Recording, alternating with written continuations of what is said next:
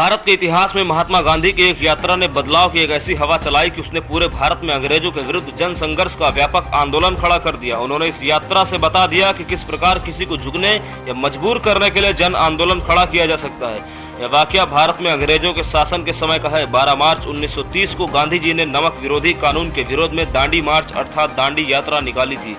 यह यात्रा अहमदाबाद के साबरमती आश्रम से समुद्र तटीय गांव दांडी तक 78 व्यक्तियों के साथ पैदल निकाली गई। इसे नमक मार्च और दांडी सत्याग्रह भी कहा जाता है। यह अंग्रेजों द्वारा लागू नमक कानून के विरुद्ध सविनय कानून को भंग करने का कार्यक्रम था। अंग्रेजी शासन ने नमक का उत्पादन और विक्रय करने पर भारी कर लगा दिया था। नमक जीवन के लिए आवश्यक वस्तु होने पर इस कर को हटाने के लिए गांधी जी ने यह सत्याग्रह चलाया था। दांडी तक की 241 मील की दूरी तय करने में उन्हें 24 दिन लगे और इस यात्रा में पूरे रास्ते हजारों लोग जुड़ते चले गए। गांधी जी ने 6 अप्रैल 1930 को कच्छ भूमि में समुद्र तल से एक मुट्ठी नमक उठाया था। इस मुट्ठी भर नमक से गांधी जी ने अंग्रेजी हुकूमत को जितना सशक्त संदेश दिया था, उतना मजबूत संदेश शायद शब्दों से नहीं दिया जा सकता था। कानून भंग करने के बाद सत्याग्रहियों ने अंग्रेजों की लाठियां खाई थी, परंतु पीछे नहीं मुड़े थे। आंदोलन में सी राजगोपालाचारी, पंडित नेहरू आदि नेताओं को गिरफ्तार कर लिया गया। ये आंदोलन पूरे 1 साल तक चला और 1931 को गांधी इरविन के बीच हुए समझौते के साथ खत्म हो गया। इसी आंदोलन से सविनय अवज्ञा आंदोलन की शुरुआत हुई थी। इस आंदोलन ने संपूर्ण देश में अंग्रेजों के खिलाफ व्यापक जन संघर्ष को जन्म दिया था। इस मार्च में गांधी जी के साथ आने वालों में सभी वर्गों और जातियों के लोग शामिल थे।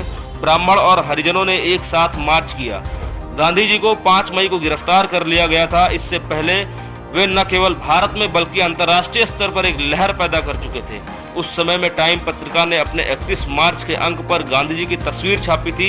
हालांकि इतिहास की अधिकांश किताबों में इस बड़ी घटना के बारे में बताया गया है और इतिहासकारों ने इसका बहुत विस्तार से अध्ययन किया है। आज की युवा पीढ़ी के दिमाग से इस घटना और इसके महत्व को बताने के लिए 90 साल पहले हुई उस ऐतिहासिक यात्रा के केंद्र पर उन स्मृतियों को सहेजने के लिए स्मारक बनाया गया है। राष्ट्रीय नमक सत्याग्रह स्मारक नेशनल सॉल्ट सत्याग्रह मेमोरियल में गांधी जी की अगुवाई में मूल रूप से यात्रा की शुरुआत करने वाले 80 दांडी यात्रियों की सिलिकॉन कांस्य प्रतिमाओं, यात्रा के 24 दिनों की संख्या के प्रतीक के रूप में यात्रा की कथाएं कहते 24 भित्ति चित्रों और कई अन्य गतिविधियों से उस महान आंदोलन की कथा को जीवंत करने के सार्थक प्रयास हुए।